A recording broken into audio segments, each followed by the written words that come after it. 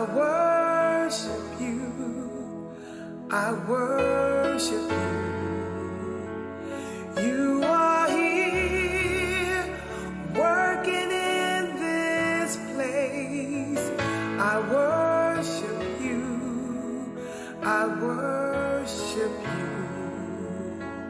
you. You are here, moving in our midst. I worship you.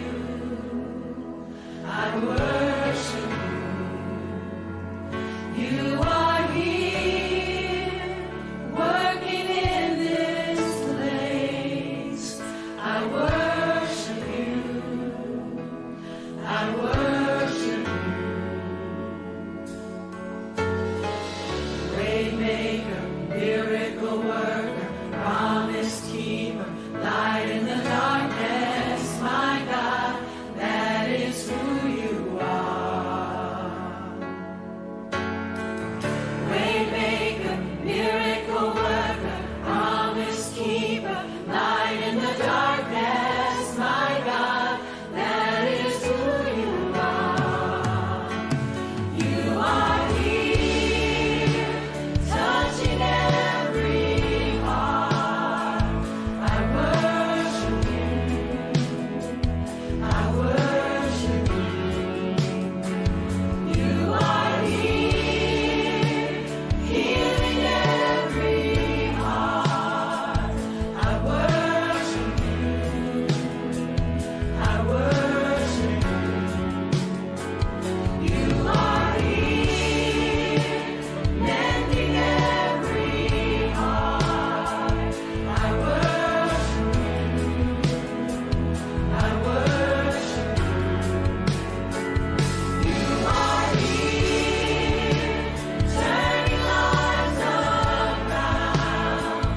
I worship you. I worship you. And we sing, Waymaker, miracle worker, promise keeper, light in the darkness, my God, that is who you are. Waymaker, miracle worker, promise keeper, light in the darkness, my God, that is who you are. That is who you are. That is who you are. That is who you are. That is who you are. That is who you are.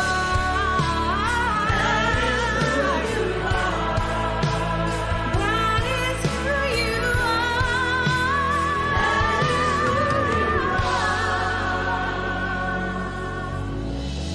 Waymaker, miracle worker, waymaker, miracle worker, waymaker, miracle worker, waymaker. Everybody say, waymaker, miracle worker, waymaker, miracle worker, waymaker, miracle worker, waymaker, miracle worker. Even when I don't see it, you're working. Even when I can't feel it, you're working. You never stop working. You never stop working. Even when I don't see it, you're working. Even when I can't feel it, you're working. You never stop working. You never stop working. Even when I don't see it, you're working. Even when I can't feel it, you're working. You never stop working. You never stop. Well, good evening. My name is Jason Hollinger. I'm the preaching and community minister here for Lufkin Central. And tonight we begin a two-part video on the Gospel of Luke. I love Luke in many ways, just because of the way that he just paints that picture. And I just love the ways that he navigates through the story of who Jesus is and what he did in this life. And so tonight and tomorrow night, two-part video series on the Gospel of Luke, part 1, right after this time in worship. Letting go of every single dream, I lay each one down at your feet. Every moment of my wandering never changes what you see. I tried to win this war, I confess. My hands are weary, I need your rest. Mighty warrior, king of the fight, no matter what I face, you're by my side. When you don't move the mountains, I'm needing you to move. When you don't part the waters, I wish I could walk through. When you don't give the answers, as I cry out to you, I will trust, I will trust, I will trust in you. Truth is, you know what tomorrow brings. There's not a day ahead you have not seen. So in all things, be my life and breath. I want what you want, Lord, and nothing less. When you don't move the mountains, I'm needing you to move. When you don't part the waters, I wish I could walk through. When you don't give the answers, as I cry out to you, I will trust, I will trust, I will trust in you. I will trust in you. You are my strength and comfort. You are my steady hand. You are my firm foundation, the rock on which I stand. Your ways are always higher. Your plans are always good. There's not a place where I'll go you've not already stood. When you don't move the mountains, I'm needing you to move. When you don't part the waters, I wish I could walk through. When you don't give the answers, as I cry out to you, I will trust, I will trust, I will trust in you. I will trust in you. I will trust in you.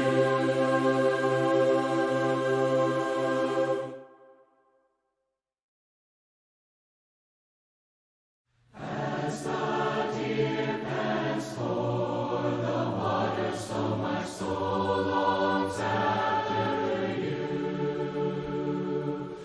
You alone are my heart's desire, and I long to worship you. You alone are my strength, my shield. To you alone may my spirit yield. You alone are my heart's desire, and I long to worship you. You're my friend and you are my brother, even though you are a king. I love you more than any other, so much more than anything. You alone are my strength, my shield. To you alone may my spirit yield. You alone are my heart's desire, and I long to worship you. I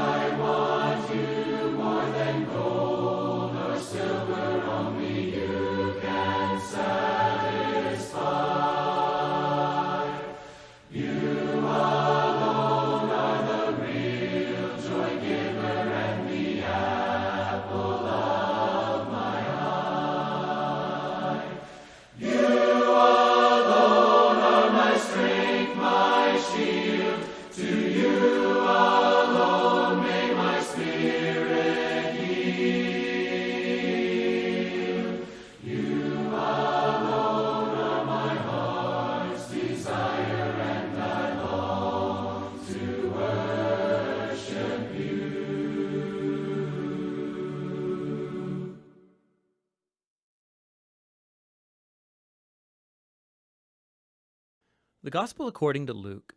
It's one of the earliest accounts of Jesus' life, and it's actually part one of a unified 2-volume work, Luke Acts.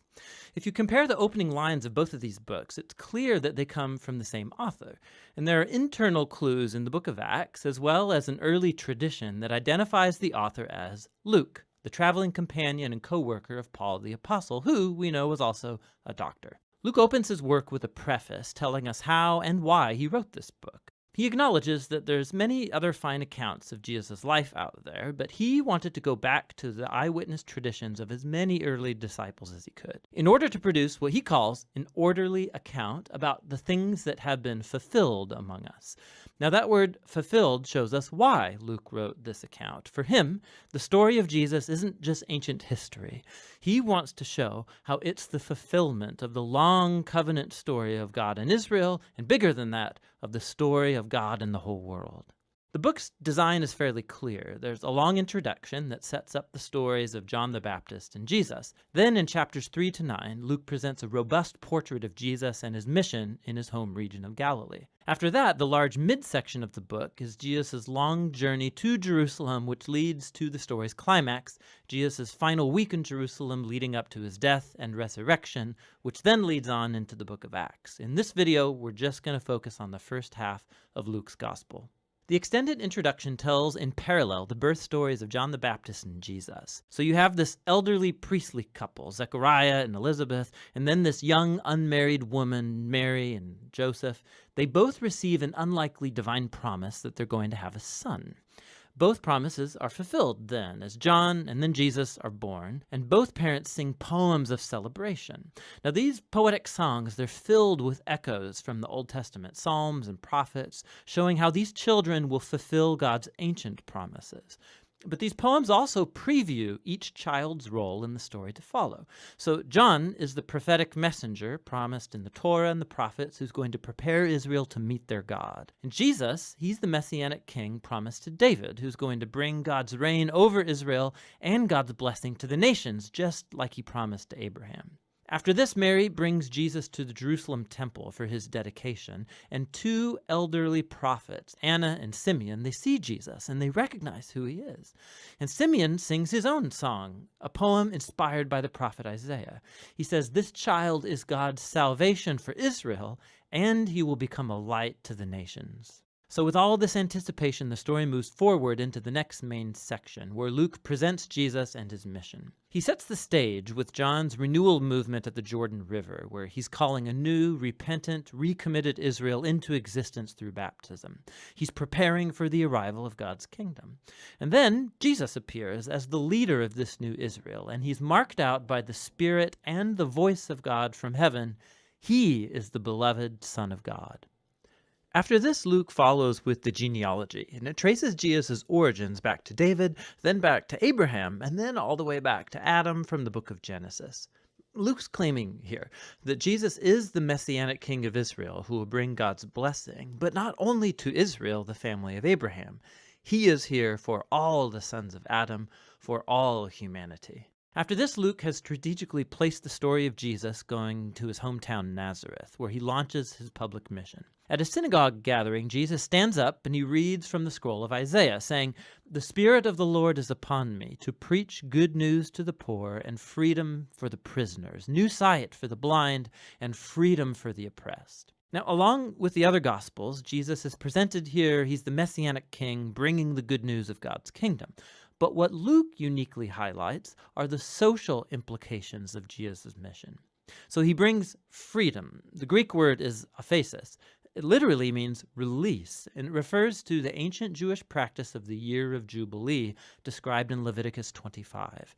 It's when all Israelite slaves were released, when people's debts were canceled, when land that was sold is returned back to families. It's all a symbolic reenactment of God's liberating justice and mercy. And then Jesus says that this good news of release is specifically for the poor.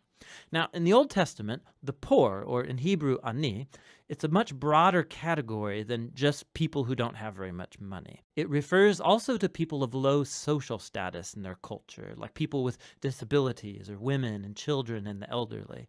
It also can include social outsiders, like people of other ethnic groups, or people whose poor life choices have placed them outside acceptable religious circles. And Jesus says that God's kingdom is especially good news for these people. So after this, Luke immediately puts in front of us a large block of stories, showing us what Jesus' good news for the poor looks like. It involves the healing of a bedridden sick woman, or a man who has a skin disease, or someone who's paralyzed. There are stories here also about Jesus welcoming into his community a tax collector like Levi, who's not financially poor, but he is a social outsider. There's a story about Jesus forgiving a prostitute. Luke's showing us how Jesus' kingdom brought restoration and reversal of people's whole life circumstances. He's expanding the circle of people who get invited in to discover the healing power of God's kingdom. And as Jesus' mission attracts a large following, he does something even more provocative. He forms these people into a new Israel by appointing over them the 12 disciples as leaders corresponding to the 12 tribes of Israel. And then Jesus teaches his manifesto of an upside-down kingdom, or as Luke calls it, the sermon given on the plain.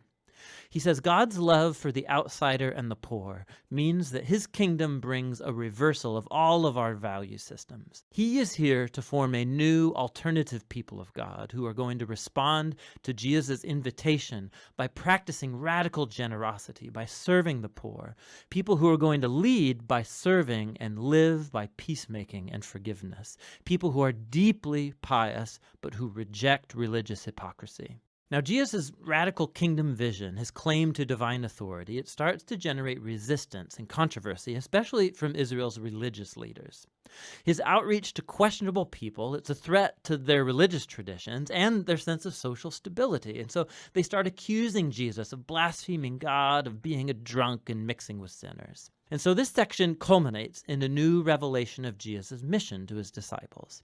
He says that yes, he is the Messianic king, and that he's going to assert his reign over Israel by dying in Jerusalem, by becoming the suffering servant king of Isaiah 53, who dies for the sins of Israel. And then this shocking idea, it gets explored in the next story, as Jesus goes up a mountain with 3 of his disciples, and he's suddenly transformed in front of them. They're enveloped in this cloud of God's presence, who announces, "This is my chosen son." And then Moses and Elijah are there, the 2 other prophets who encountered God's presence and voice on a mountain. And Luke tells us that they're talking together about Jesus' exodus that he was about to fulfill in Jerusalem. Now that Greek word exodus, it's a clear reference to the Exodus story. Luke is portraying Jesus here as a new Moses who will lead his newly formed Israel into freedom and release from the tyranny of sin and evil in all of its forms, personal, spiritual, and social. And that's going to lead us into the second half of the book. But for now, that's the first half of the Gospel according to Luke. So as you just heard, tomorrow night we will look at how Jesus becomes that new Moses for his people, and how he brings freedom and how he brings hope to his people. I hope you can join us tomorrow night for the Gospel of Luke, Part 2. Y'all have a great night. God bless.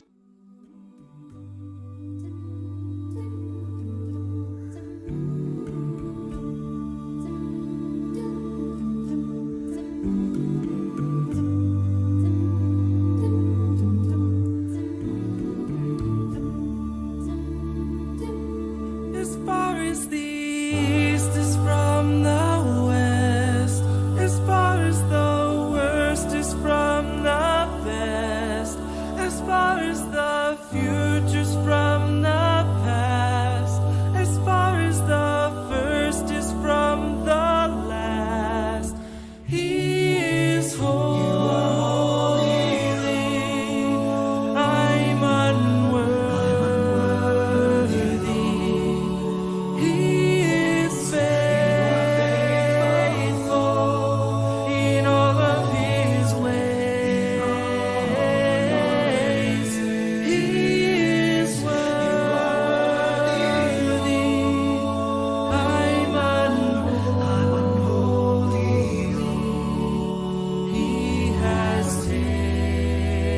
taken my sins away.